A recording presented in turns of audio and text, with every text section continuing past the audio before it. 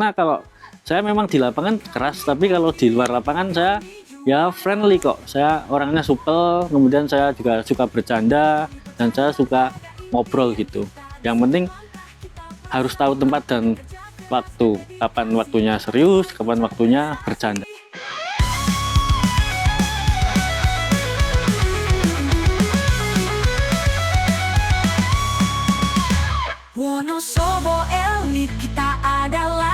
Sepak bola bukan cuma soal teknik, tapi juga fisik yang kuat dan mental yang tangguh. Di balik stamina dan kekuatan anak-anak UEFA, ada Coach Arga, pelatih fisik yang memastikan mereka siap tempur di lapangan. Yuk, ngobrol langsung sama Coach Arga. Oke, assalamualaikum. Selamat siang, salam kenal. Saya Dwi Arga Nugraha. Biasa teman-teman memanggil saya Arga. Kalau di lapangan mungkin banyak yang manggil saya Coach Arga atau Coach Dan, seperti itu. Awal mula saya bergabung dengan UEFA mungkin agak panjang sih. Yang jelas saya awal mula kenal dan bertemu dengan Coach Hafiz di tahun 2021 sebagai head coach di PSIB Wonosobo. Kebetulan saya diajak beliau untuk membantu melatih di PSIB Wonosobo Liga 3 Jawa Tengah tahun 2021. Kemudian setelah itu berlanjut ke Liga 3 Jawa Tengah 2022, kemudian Liga 3 Jawa Tengah 2023, kemudian ke Liga 3 Nasional 2024, dan terakhir ke Liga 4 Jawa Tengah 2024-2025. Seiring waktu berjalan, karena mungkin kesamaan visi dan misi, kemudian kesamaan passion, kemudian kecintaan kami terhadap sepak bola, dan kami ingin mengabdikan diri kami kepada Wonosobo. Akhirnya saya bergabung dengan Coach Hafiz dan rekan-rekan membentuk Wonosobo Elite Football Academy pada tahun 2024 lalu. Nah, dari situ akhirnya saya secara otomatis juga bergabung dengan UEFA atau Wonosobo Elite Football Academy. Saya di sini banyak berperan sebagai pelatih fisik, tapi saya juga bisa memegang tim karena saya juga selain punya lisensi pelatih fisik, saya juga punya lisensi pelatih sepak bola. Kurang lebihnya seperti itu.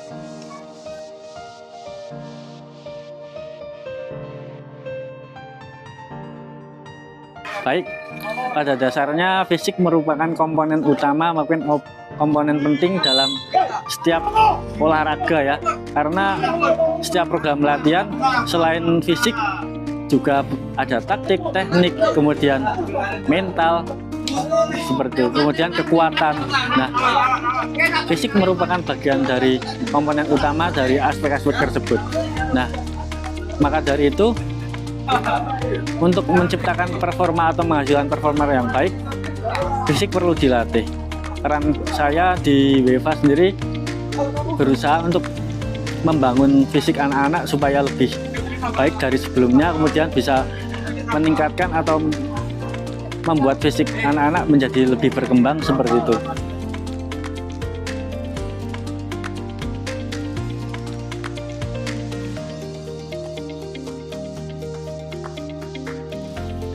Baik, untuk pernyataan ini mungkin agak kompleks ya, karena di usia dini itu anak-anak sangat sensitif, terutama dari hal fisik. Untuk anak-anak yang baru mengenal sampai usia 12 tahun itu, untuk pendekatan fisik sendiri belum terlalu spesifik. Kita lebih mengutamakan dari tujuan belajar, yaitu belajar main, sehingga muncul atau timbul rasa senang anak-anak terhadap sepak bola itu sendiri. Nah, bagaimana kita dalam memberikan latihan fisik itu sendiri ke anak usia dini? Kami lebih menggunakan pendekatan holistik. Dengan pendekatan holistik, bagaimana kami menciptakan program latihan yang dikombinasikan dengan permainan sepak bola itu sendiri, sehingga anak-anak tidak akan jenuh dengan program yang itu saja.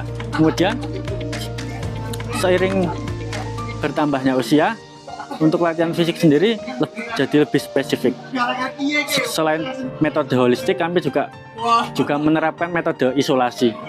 Apa itu isolasi? Yaitu latihan terpisah, yaitu kita menspesifikkan apa saja yang harus kita tingkatkan dari aspek fisik itu sendiri. Dari usia 13, usia 15, usia 17 itu untuk latihan fisik sudah mulai dikenalkan dengan metode isolasi. Apalagi ketika kita akan menghadapi sebuah turnamen yang sangat ketat, sangat padat dan sangat dekat jaraknya dari pertandingan ke pertandingan. Nah, itu fisik juga harus dipersiapkan sebaik-baik mungkin seperti itu.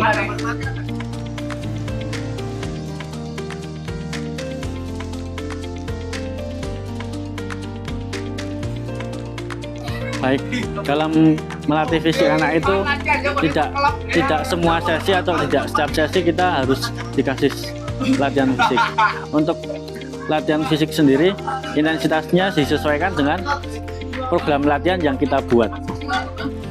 Setiap program yang latihan kita buat, kita tentukan intensitas setiap sesi latihan. Nah, ketika di setiap sesi latihan sudah kita tentukan, kita sudah bisa menentukan seberapa volume atau intensitas fisik yang kita akan berikan kepada anak-anak. Tentunya tidak setiap saat intensitasnya tinggi terus. Nanti kita bisa dibuat seperti diagram piramid gini. Nah, itu akan membuat anak-anak tidak akan terlalu capek. Anak-anak nggak akan terlalu capek.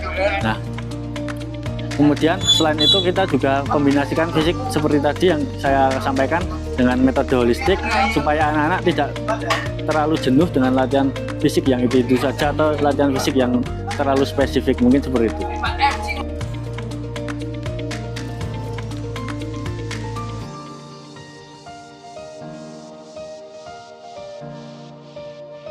Tantangan terberat menurut saya mungkin dari hal mental sama psikologi ya, karena kita tahu sendiri bahwa anak usia muda itu masih mempunyai psikologi maupun mental yang naik turun labil atau dibilang labil seperti itu. Jadi ketika kita men-treat anak A dengan cara A, belum tentu kita bisa memperlakukan anak B dengan cara A.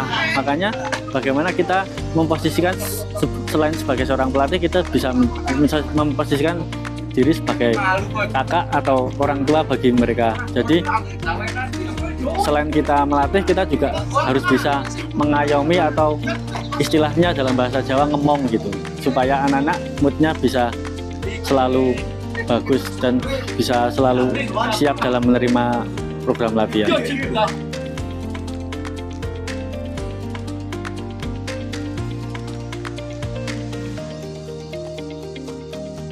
Oh, kalau itu mah banyak ya Mas. Selama saya melatih atau sepengalaman saya melatih itu sendiri sudah banyak menemukan anak-anak yang seperti itu. Benar-benar yang tadinya malas-malasan, ogah-ogahan, kalau disuruh latihan fisik itu nggak pernah serius, kemudian kalau disuruh latihan fisik itu menyimpan-nyimpan gitu, istilahnya kayak disimpan gitu, tenaganya itu banyak sekali. Nah, kemudian setelah bertemu dengan saya, setelah beberapa sesi latihan bersama saya, alhamdulillah motivasi mereka cukup berubah, dan dari peningkatan atau progres perkembangan fisik mereka sendiri cukup signifikan ya Mas. Apalagi ketika saya ajak latihan di luar, mungkin seperti latihan gym, kemudian seperti cross country, seperti itu, motivasi atau psikologi dan mood mereka semakin bagus, karena kalau memang latihan di lapangan terus itu agak jenuh seperti itu.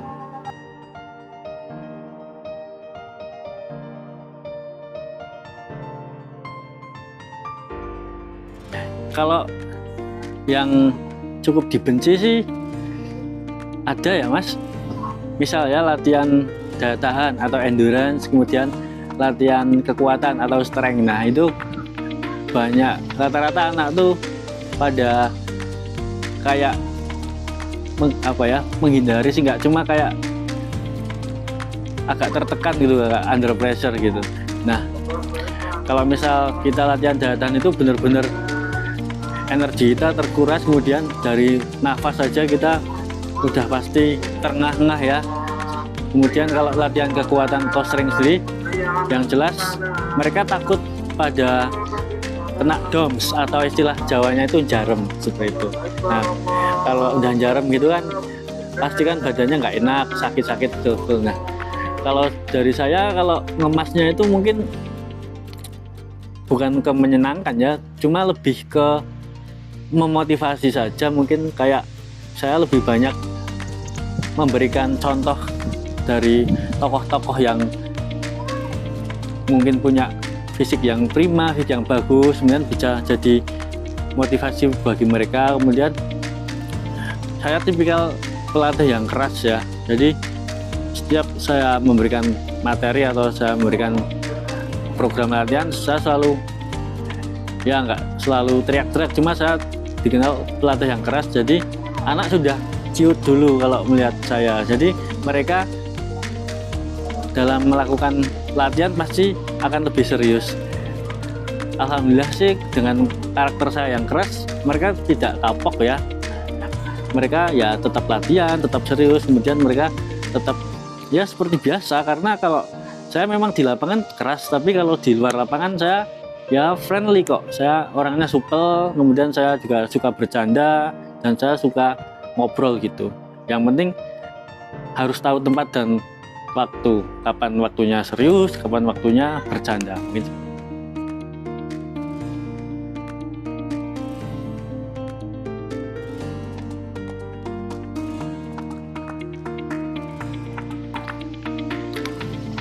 Ya, dalam melatih fisik itu sendiri tidak cukup kalau kita hanya mengandalkan dari program latihan ya. Yang jelas harus diimbangi dengan pola hidup yang sehat. Mungkin dari asupan makanan yang harus tercukupi, kemudian dari istirahat yang harus cukup juga, kemudian dari manajemen stres juga harus bagus. Karena apa?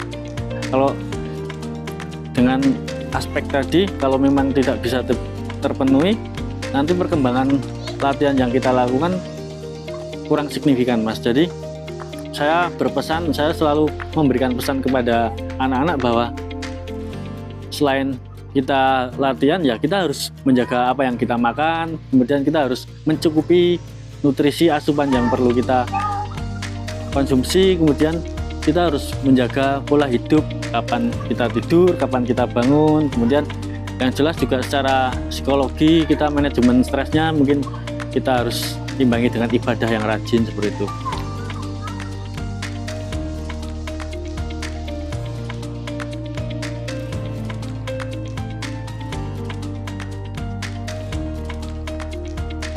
Oke, kalau dari saya sendiri, mental itu termasuk dari bagian latihan fisik ya.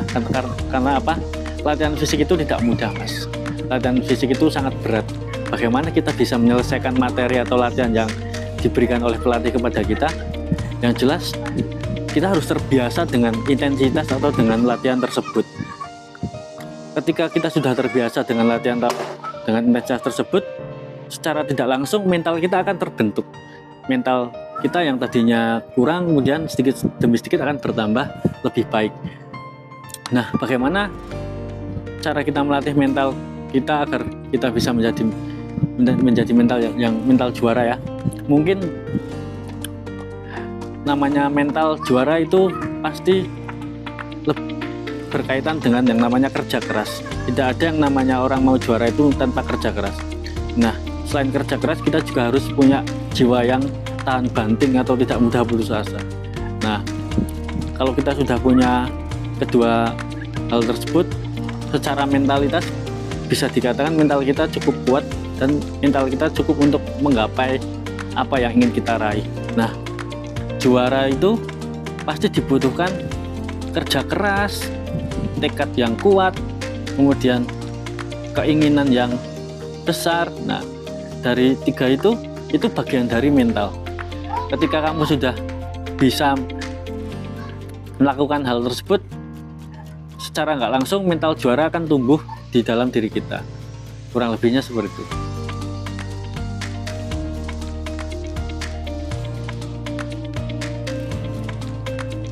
Baik, pesan saya ke murid-murid atau siswa-siswa WIFA sendiri, yang pertama terus jaga semangatnya dalam latihan, kemudian jaga kedisiplinannya, jaga attitude-nya, karena percuma kita punya skill, punya prestasi kalau kita tidak punya disiplin dan attitude. Karena apa? Kunci dari keberhasilan itu adalah disiplin dan attitude yang baik. Kemudian jangan lupa kita boleh sepak bola setiap hari, setiap sore, setiap saat, tapi jangan pernah lupakan pendidikan, karena pendidikan akan melatih atau merubah mindset kita. Kemudian yang paling utama, jangan lupa selalu mengimbangi dengan ibadah, karena dengan rajin ibadah, mental dan psikologi kita insya Allah akan terjaga. Mungkin itu. Tetap semangat untuk siswa WIFA. Woni juara.